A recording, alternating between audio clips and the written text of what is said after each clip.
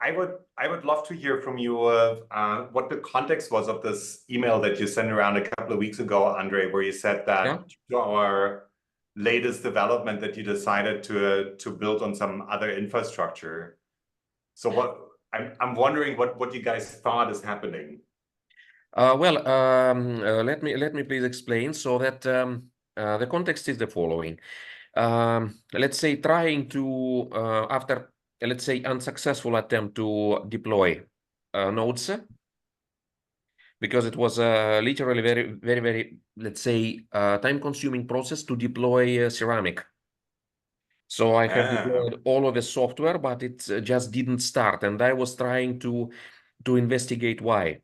So I guess in the model the nodes is currently implementing, there is a let's say the problem with the transactional model, because every let's say versioning, everything you can do with your PID minted using nodes is a transaction.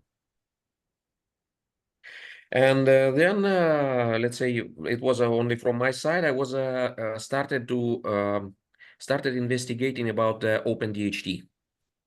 I may drop now the link to the chat,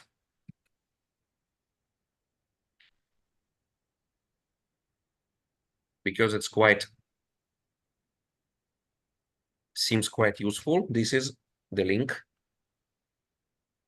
And studying about how the distributed hash table function, I was wondering if we should really implement the transactional model in the context of let's say not minting but maintaining a PID. So what do you mean with transactional model? Well, when we are when we are ledgering all of the operations in the blockchain, we are actually distributing and make a redundancy for every record about every operation every user performs over the PID. The thing is, do we really need this? The question is, do we really need this? Because versioning, yes, we need this. Let's say information tracking, metadata tracking, of course.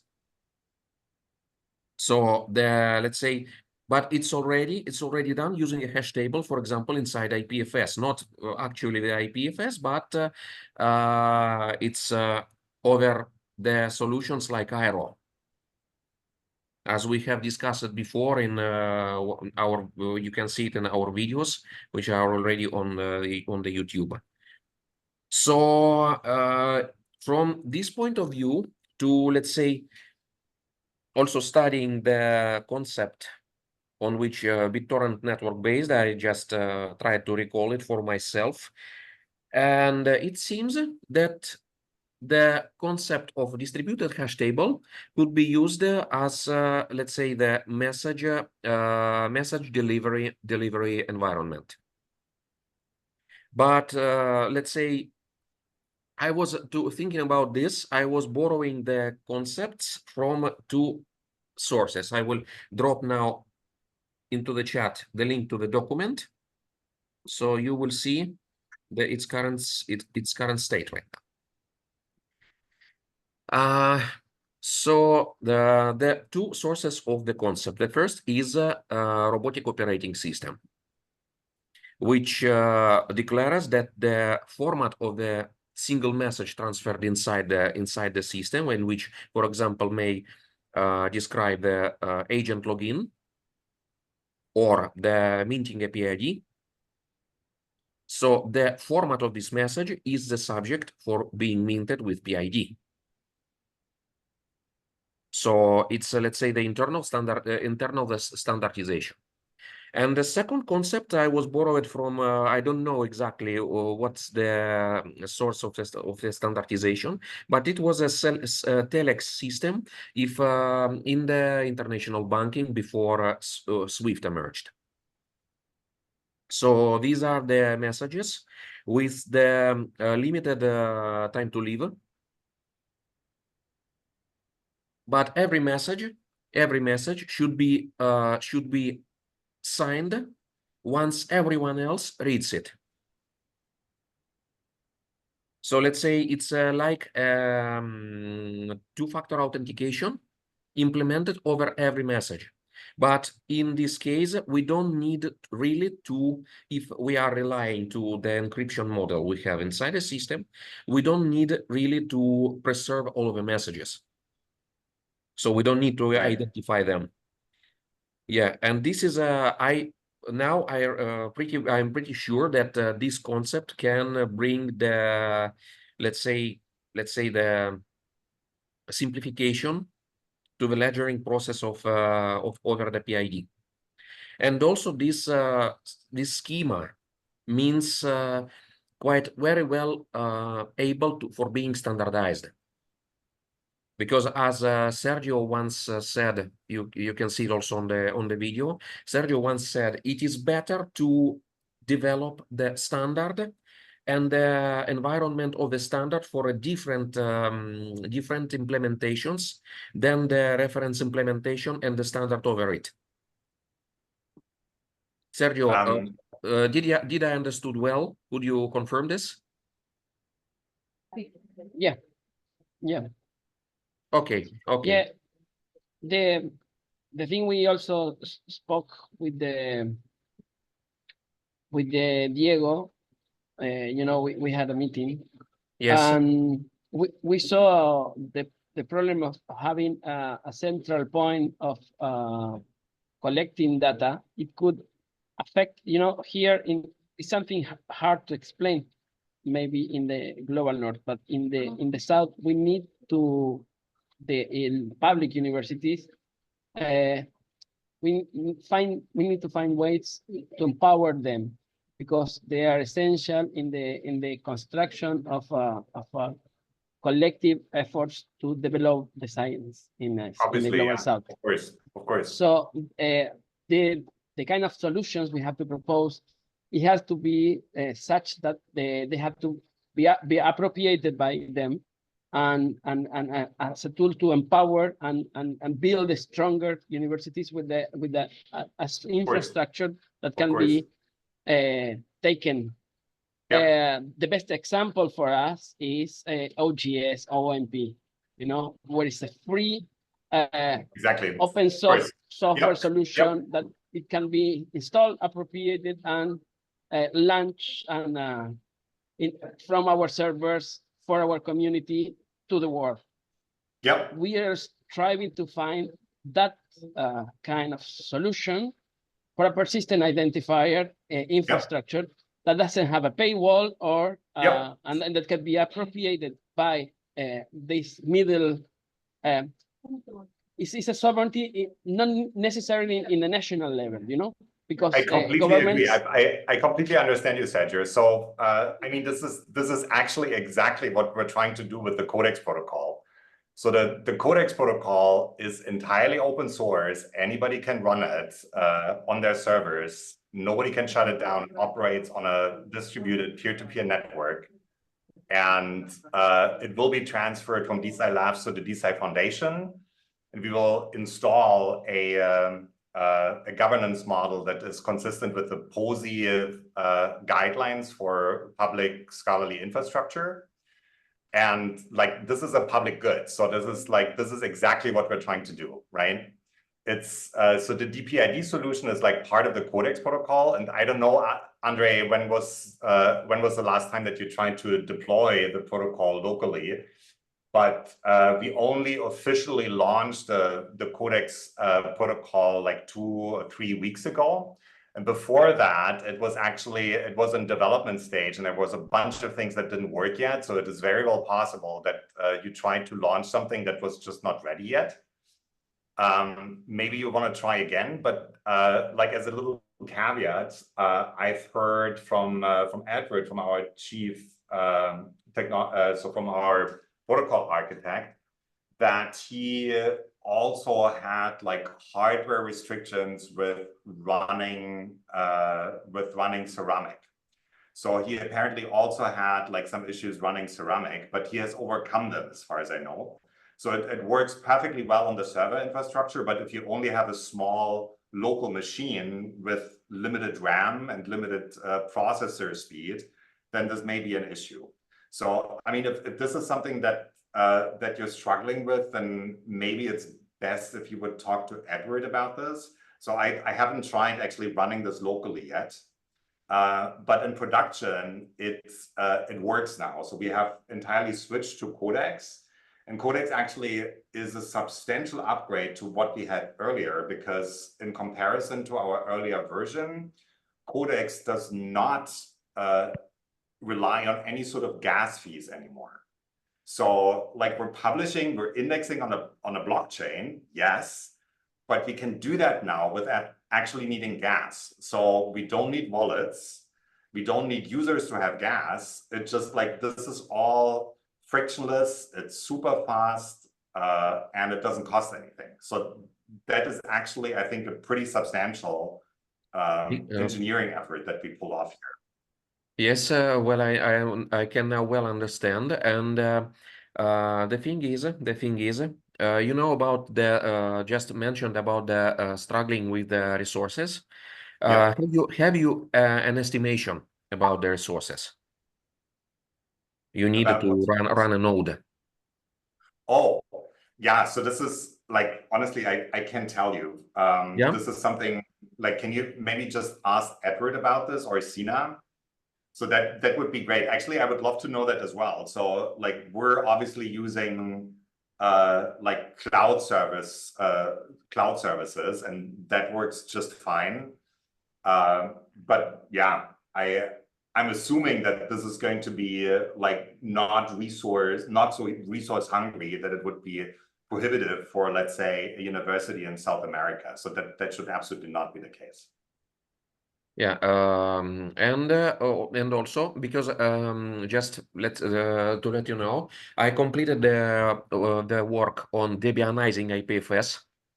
So yeah. Kubo, yeah, so Kubo we have right now the repository containing all of the scripts, and it could be completely installed from my personal package archive in Ubuntu. And I have now pretty well established estimation of the resources. So Okay, for that's now, cool. yeah, so for now, I may say that due to its actual naturally peer-to-peer, it's quite consuming. It requires 4 cores. Yeah. Yeah. This is let's say my next concern is about blockchain. Do you have an estimation about the overall size of a blockchain we could reach on for example, for 1 billion of PIDs? What do you mean size of blockchain? Size of the stored data. Oh, so that's not an issue at all. So like, because all of these DPIDs, they can be bundled and basically just in one single thing that we post on Ethereum via Optimism. So like, and I said, so this is like, it's free, right? So like we've actually written it in a way that the user doesn't need any gas. And we are here relying on Ethereum. Yep. Okay. And we're also building on Ethereum. It's just there are several layers in between, right? So there's Ethereum at the bottom, then there's Optimism, and then there's Ceramic, and Codex is basically on the top. So we're like Codex, Ceramic, Optimism, Ethereum. Yeah, I understand. The next point is let's say whatever I think all of the guys will support me in this. Always contacting with the stakeholders and users outside our small community. I had concerns about supporting supporting prefixes. What about the prefixes? Supporting prefixes. The prefix. Prefixes. Prefix. Yeah. Yes. Like what? Let's say like I may just to write down in the chat. So it's like let's say, or like the ID. So method, prefix, and the ID. So is it possible to implement this in our current state? Yeah, I mean, so what Codex enables is basically that you can have synonyms for any DPID that the protocol mints, right? So you can define a synonym, and that can be a prefix or whatever. So one thing that we have done with that is that we enable DOIs now, so we can actually mint DOIs on Crossref, and these DOIs point to the DPID and then resolve to the research object. And this is just one example. You can have, like, you know, as many synonyms for the DPIDs as you want to. Okay, so it's like, let's say, but here the DPID is actually metadata addressed by DOI, right?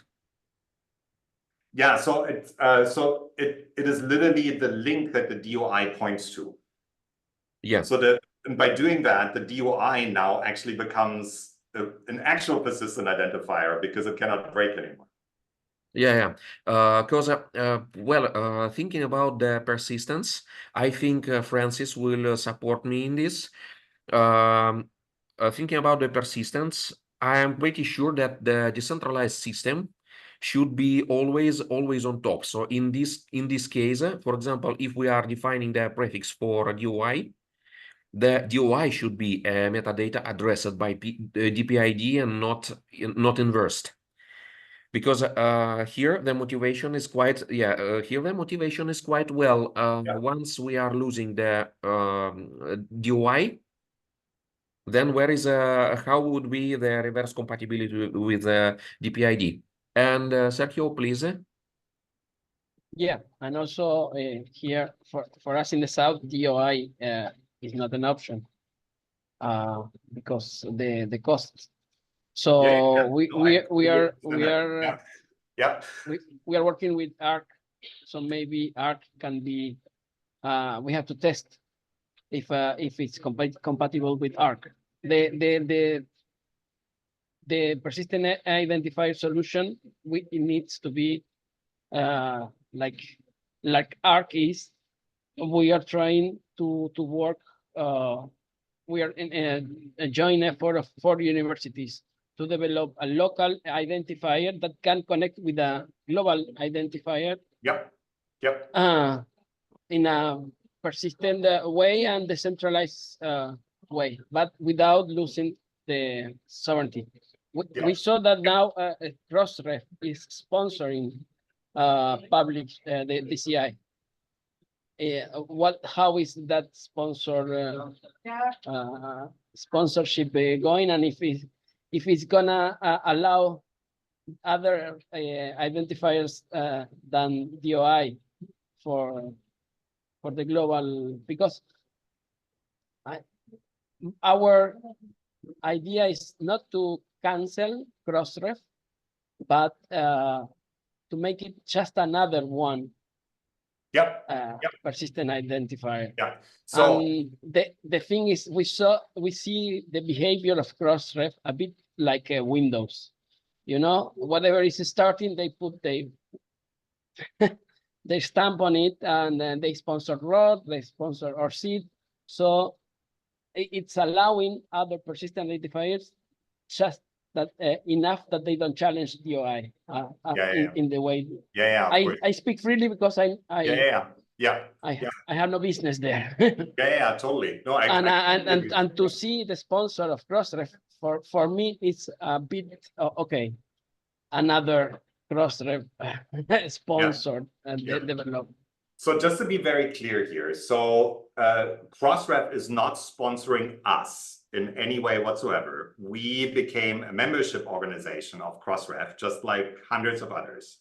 So that gives us the ability to mint DOIs for people that want them, right? DOIs are not required in our system at all, but they do have an advantage, which is that most CRIS and RIM systems, they pull their data from Crossref and from DataCite and from other open data sets that contain metadata about science, right?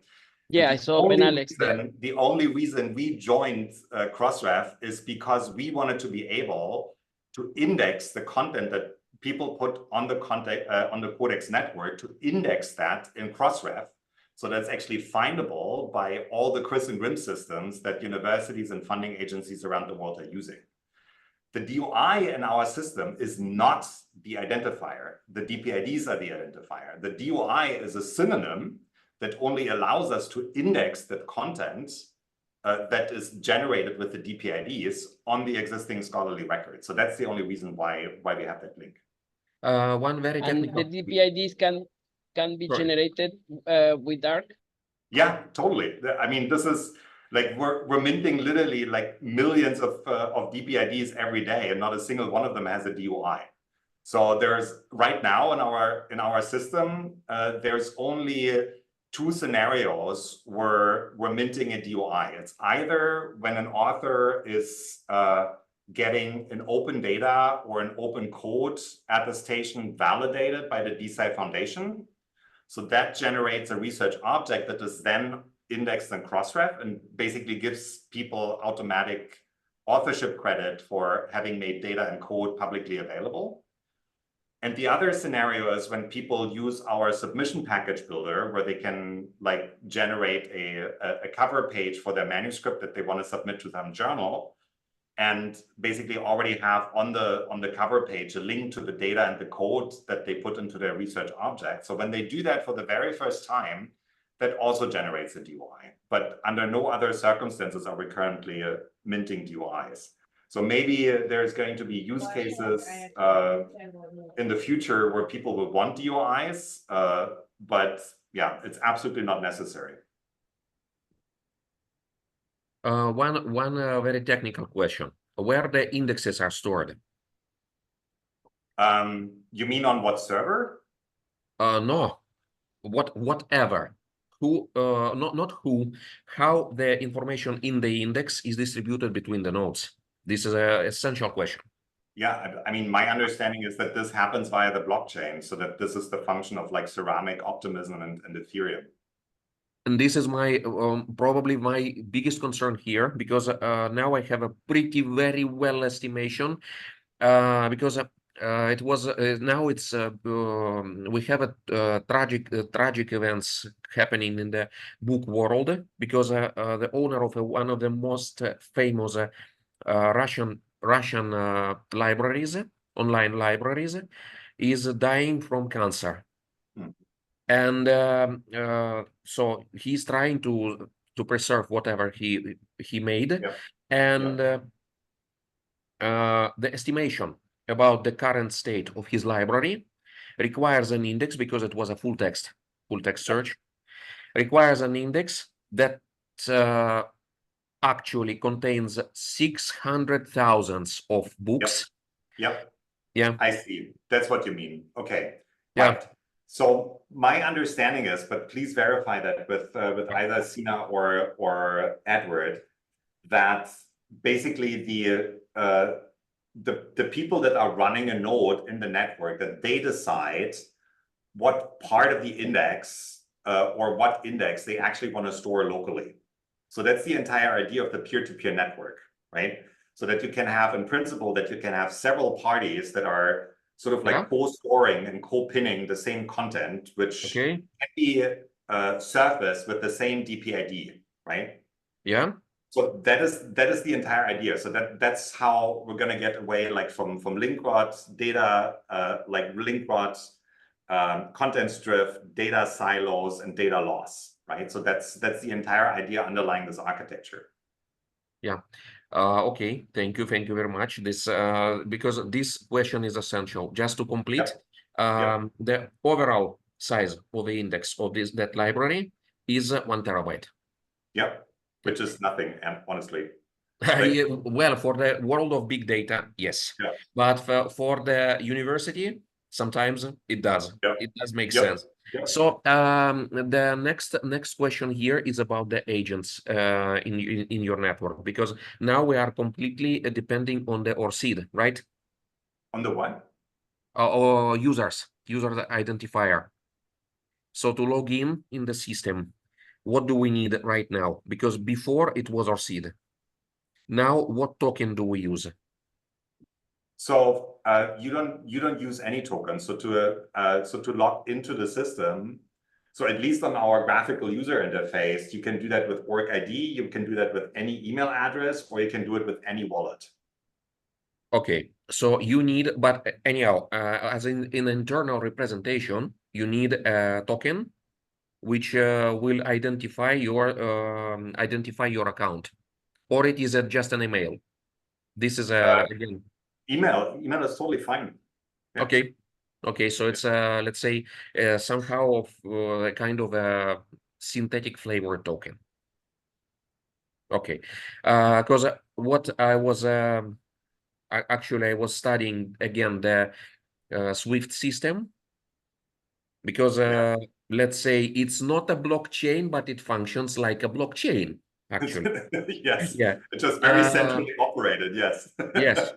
Yeah. Yeah, and it is decentralized because it doesn't depend from the secondary reference solution on the connection. And the key peculiarity of this system is that every message is owned by someone. In case it is implemented by default encryption.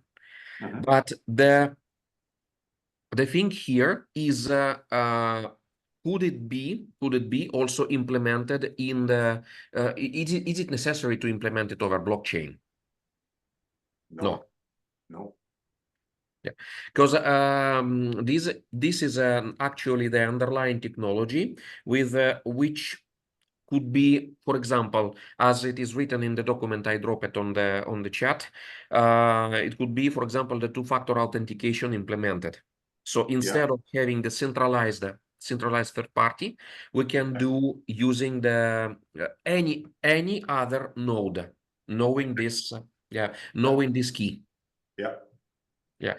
Is it done like that in the Codex protocol? Because I didn't study it very well from its maybe class. Like I would say, like, please ask Edward about this. So I'm not deep enough in the technical weeds to be able to answer this question with 100% confidence. But what I can tell you is that you can use the system by just using any email address, even like maybe Gmail, whatever, Hotmail, whatever you want to use. And then it's a two-step verification where you just basically say, this is my email address. We send you a verification code. You put in the verification code, you're in. Yeah, because what I plan to also, I think the guys also will support me. I will try to formulate some questions for the technical part of the simulation. Yes. And publish them on the GitHub. Yeah, On that the sounds great. protocol. Yeah, and then that's a great idea. Yeah, and then reference it in our weekly or bi-weekly update, because next Tuesday we will have a bi-weekly meeting. Yeah, that's a great idea. Please do that. Okay. So I will do it. If I will not do it today, then I will do it tomorrow on Monday. Okay. Yeah, sounds good. And also, so if Andre or any one of you, so if you have like deep technical questions about the protocol, the best person to reach out to is Edward. I'm just gonna drop his email address here, edward@dsci.com. So he is the best person to reach out to with technical questions about the Codex protocol. Or alternatively, you can also ask Sina. So Sina is our CTO. So both Sina of them is already on the Mattermost. We have his account.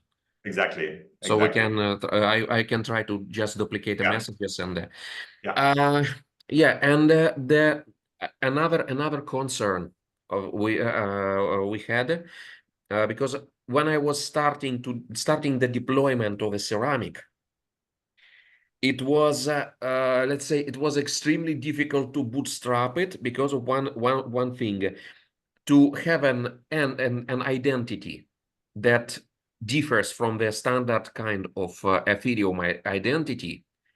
It's almost impossible. Oh, really?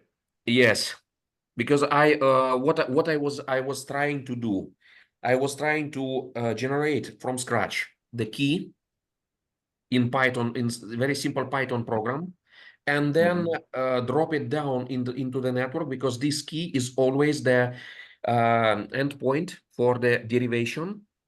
And this is a way to implement multi-login.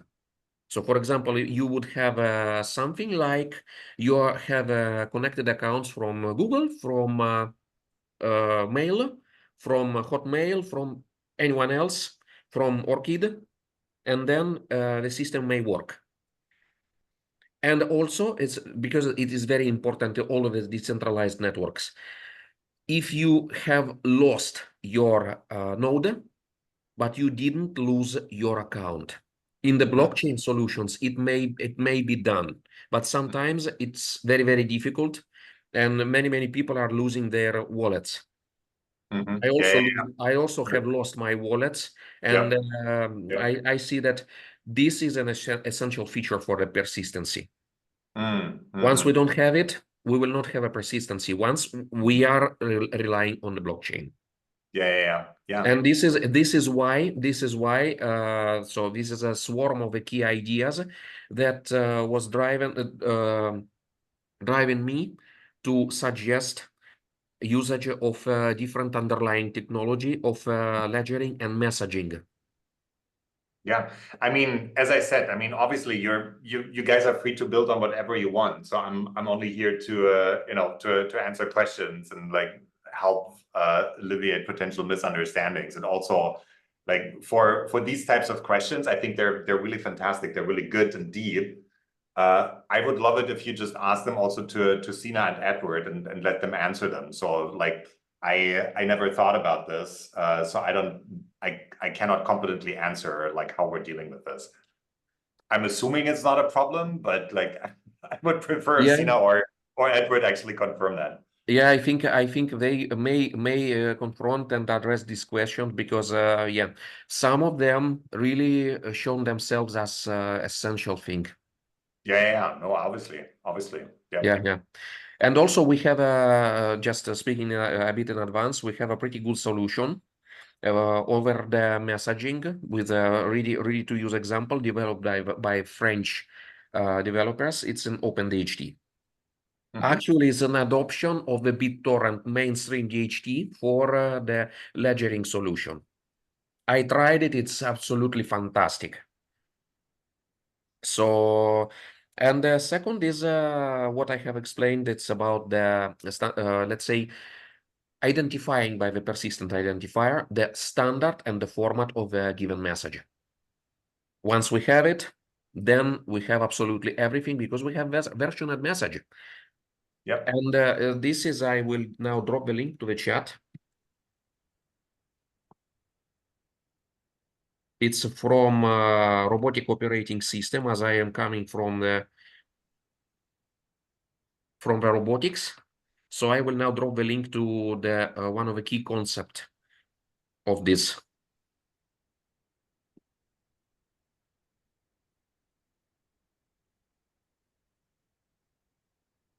So about the format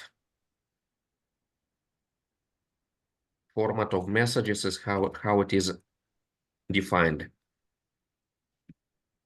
The key point here is very easy to understand because they are just calculating the hash from the definition file, and then that's all. Then we adjust the substitution for the fields and nothing more. Yeah. So yeah, this is what I wanted to explain, and actually it wasn't on the agenda for today. Please, Sergio, Benko, Francis, Jonas, do you have something to add? Do you have something to explain? Do you have something to speak in contrary? Well, the first thing I'd like to say, Andre, from my side is a real appreciation to Philipp for taking the time to come and to respond to the many queries here and do so graciously as well. So really, thank you very much, Philipp. It's really, and I think it's tremendously helpful for us as well. And there's real openness and generosity. And I like to see that not just in the systems, but also in the people. I think that's really important too. I have something like on a side note, if I could, but we have a working group with the Coalition for Advancing Research Assessment, where we're looking at how we can develop tools, digital tools for data and AI or digital objects assessments.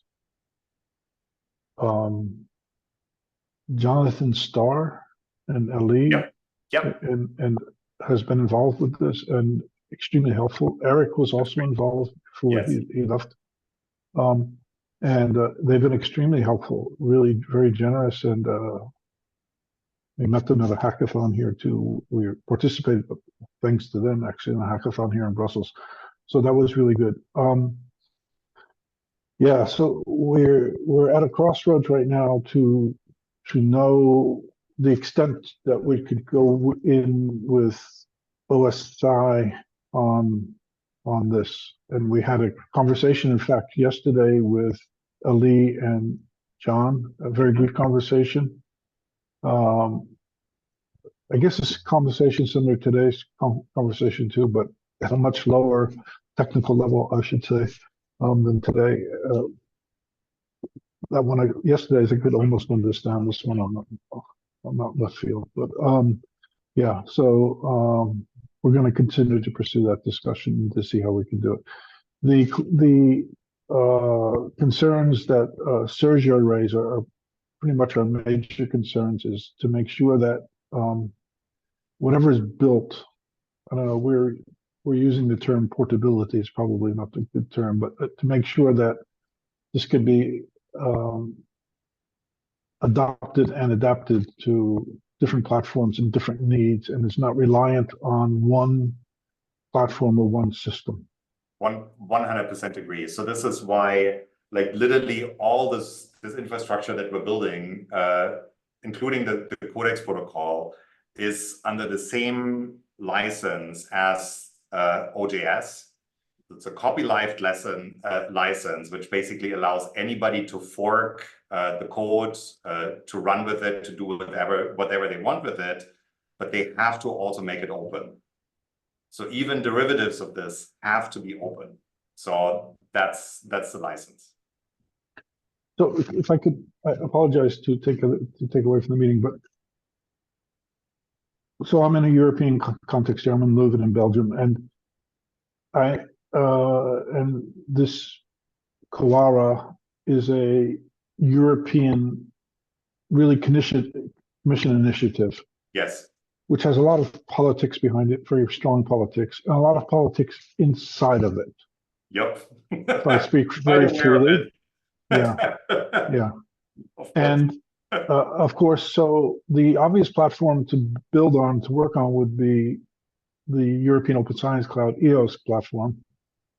But my background is philosophy, so I know nothing about this stuff. But my impression is that the EOS platform is still more of an idea than a reality, and even the basic structure and tools are still in development.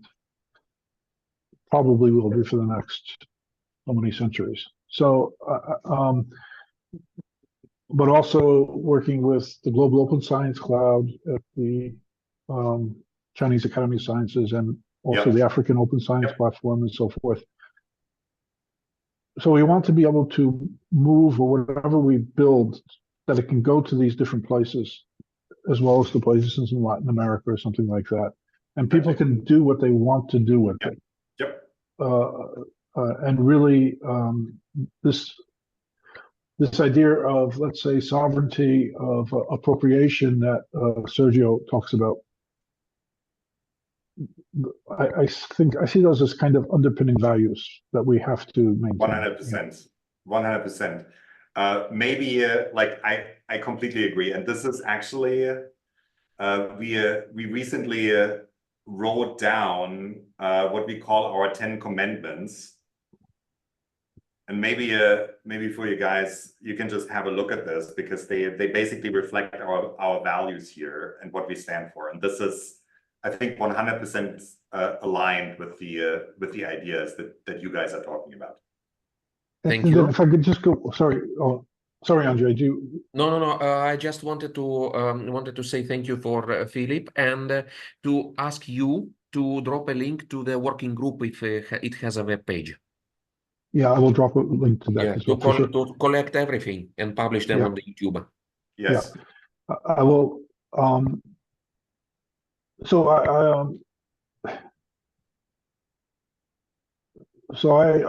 I launched this working group within Koala with a bit of naivete. Some of the larger publishers, Elsevier, Springer Nature, and so forth, wanted to participate in the working group. It turns out that they're not welcome. So anything with a .com after it, and it's even more complicated than that, is a scary picture, and it won't fly. So I see you know, of course, do the very American thing now. You have a .com, you have a .org, but to me, I don't care what people put after their dots. It doesn't matter. It makes no difference in the world at all to me, because everybody has to get a paycheck and everybody's trying to do their thing their own way. I don't care. But I do care about, I didn't look at your commandments yet, but that's what I care about, really. But I also have to deal with this political situation, which is, because if I don't, they'll kill the working group in about 30 seconds, yeah. And we have really good people, like some of them. So Francis, if we do this right, we will, you know, I think like what Andre is pushing in this group too, as far as I can understand. I mean, this will change science, change academia dramatically, because how we do research assessment determines it is the determinant factor for how people do science, what science they do, and how they produce it. Yeah, absolutely. Yeah. And by the way, so you're probably familiar with the Barcelona Declaration, right? Yes. Yeah. So like DeSci Labs and the DeSci Foundation are both supporting organizations, and I've just been at the workshop there that they had in Paris. So, but just to circle back to what you were saying. Oh, you went to the Paris workshop. Okay. Yeah. Was it a good workshop? Yeah, it was great. It was like much better than I expected. Now I regret not going. Yeah. And you actually missed the most spectacular view. So we were at Sorbonne University. Yeah. And at the end of the first day, they had a reception on the 24th floor of Sorbonne University, which has this amazing panoramic view over Paris. Probably the best view of Paris that you can have. Like, so that was a nice. I'm so upset. Don't tell me anymore, please. No, but I really appreciate what you were saying, Francis. I deeply sympathize and understand what you mean. I just wanted to circle back. So your comment about the .com, I'm not really sure I understood that correctly, but were you saying that you're worried because our domain name is dsci.com that this is like scary to people, or that it signals some sort of like commercial appropriation that you're worried about?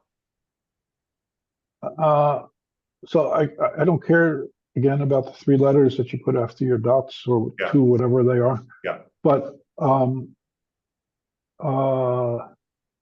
there is a problem of perception, and I mean, they literally kicked out these publishers out of our working group.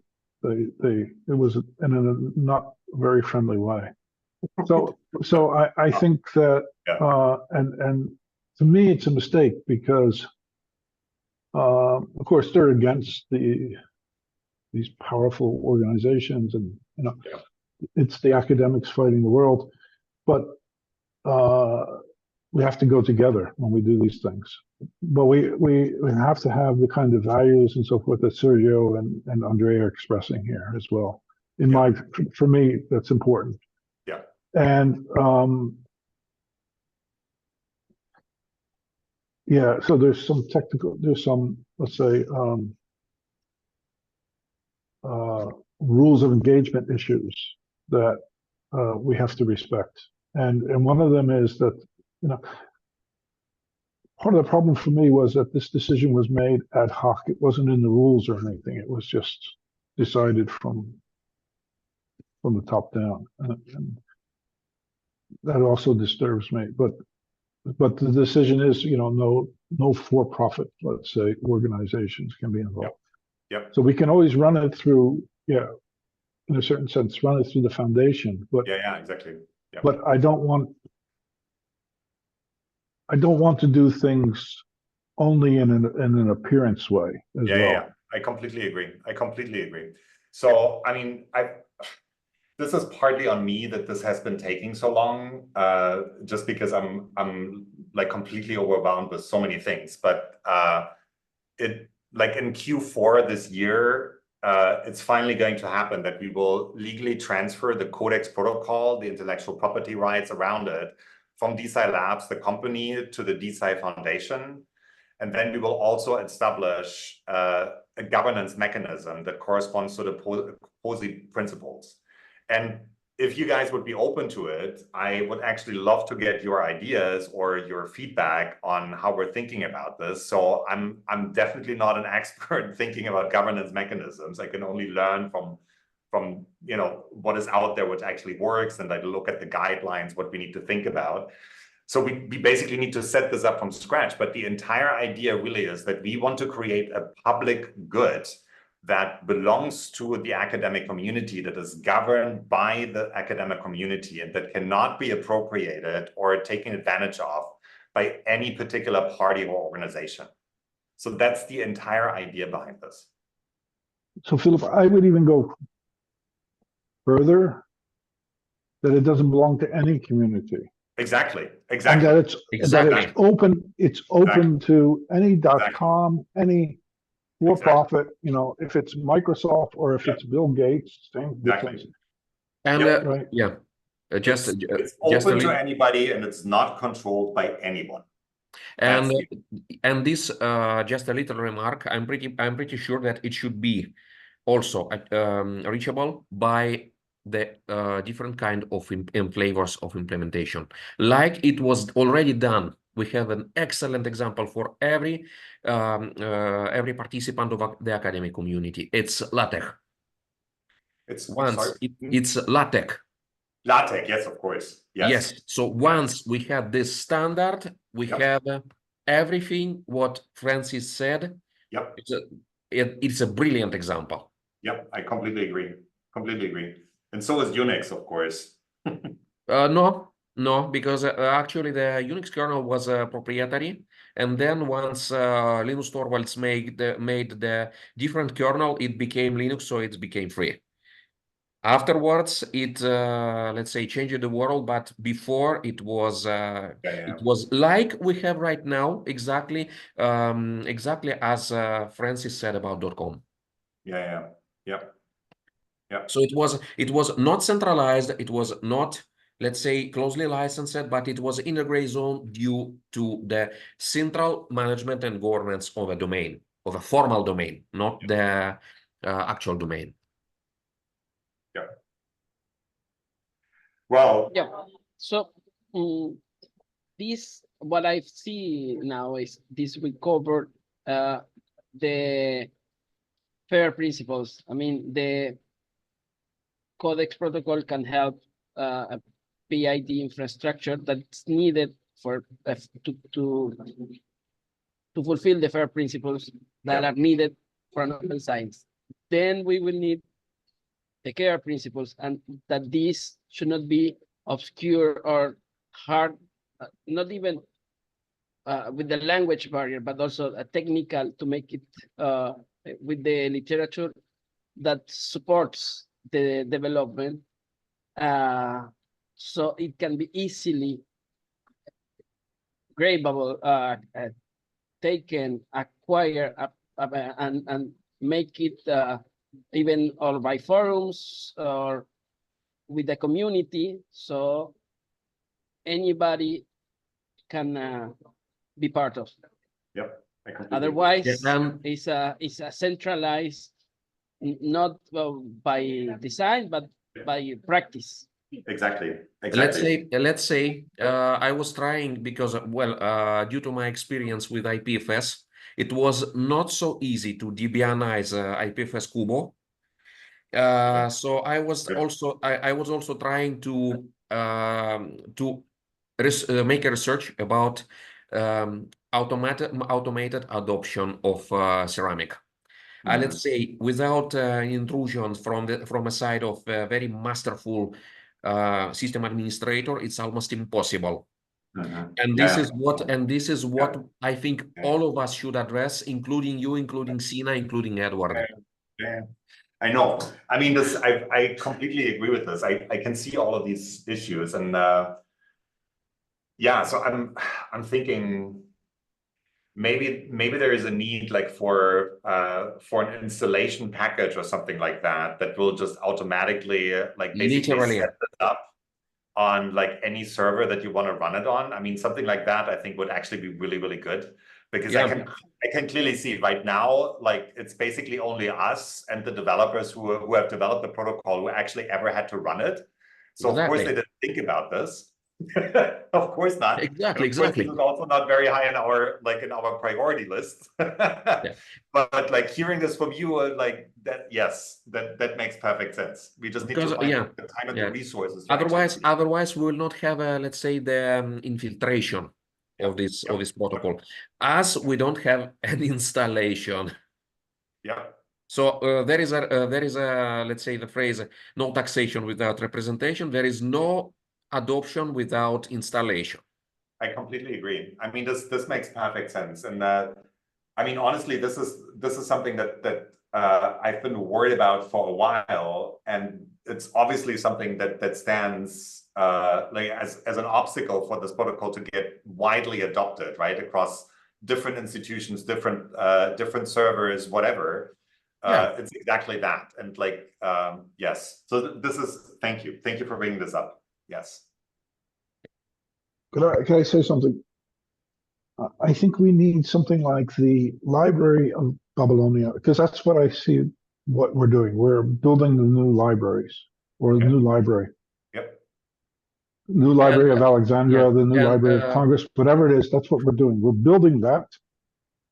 But we also have to, with our new Library of Babylonia, we also have to respect that Tower of Babylonia and its collapse, because we have to, we will always be living inside of this diversity of language and so forth that's somehow impregnated into what it means to be human. Then the possibility to have a different implementation is essential. This is what Sergio said, and which I am completely agree with. So, but what it's, let's say, from my experience, because sorry, and a question: how this how you will feel, Philip, if once the adoption and the installation packet is ready, if Cuban, Iranians, Russians appropriate? I mean, it had to be part. And I don't know, this cross-ref, I know they don't like, you know, they avoid to give solution to Cubans. Right. And then science is not complete without Cubans.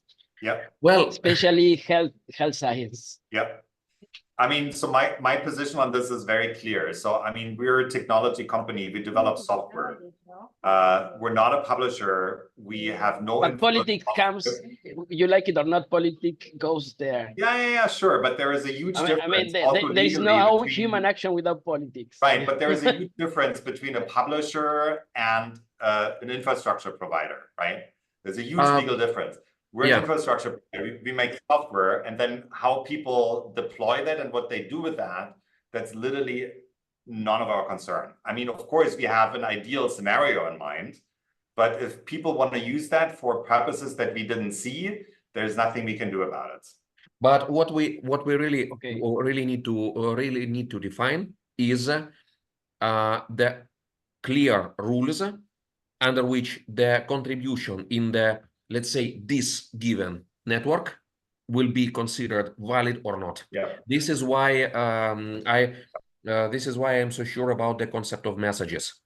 Because once you are, for example, let's say thinking about now Russia, obviously, if they would decide to implement everything from scratch, but using their own algorithms and implementation of encryption, then they may do, but they would have I understand that they would have to have let's say their own network.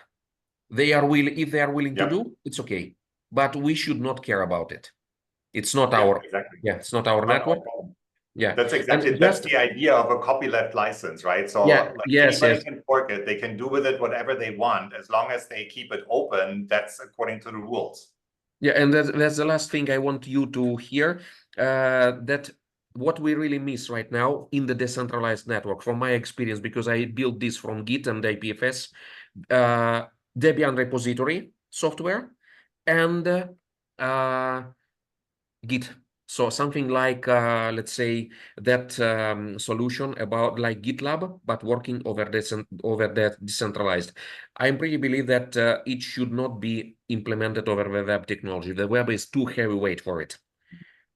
It should be like, let's say, very, very hard-coded and hardcore system. Okay.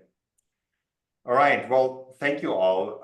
This was great. I hope I'll have an opportunity to join your meetings in the future. As I said, so the Tuesday spot that you guys have is like always conflicting for me with something else. But like if you guys could move that to another time, another day, I would love to join you occasionally. And also my offer stands if you guys ever want to like talk to Sina or to Edward, like they're available, and like they'd love to get technologically nerdy with you guys. So yeah, well, I am pretty willing to do so. I think all of us are also willing to do so. We may just have another slot and have a meeting in 2 weeks or 1 month. Yep, that sounds great. Well, thank you all. I wish you a good weekend. Great seeing you. Yeah. Thank you, and I will drop this recording on the YouTube as soon as it will be ready. Of course. Very good. All right. Thank you. Thank you very much. Bye-bye. It was really very, very inspiring. Okay. Bye. Thank you. Bye-bye. Thanks. Bye.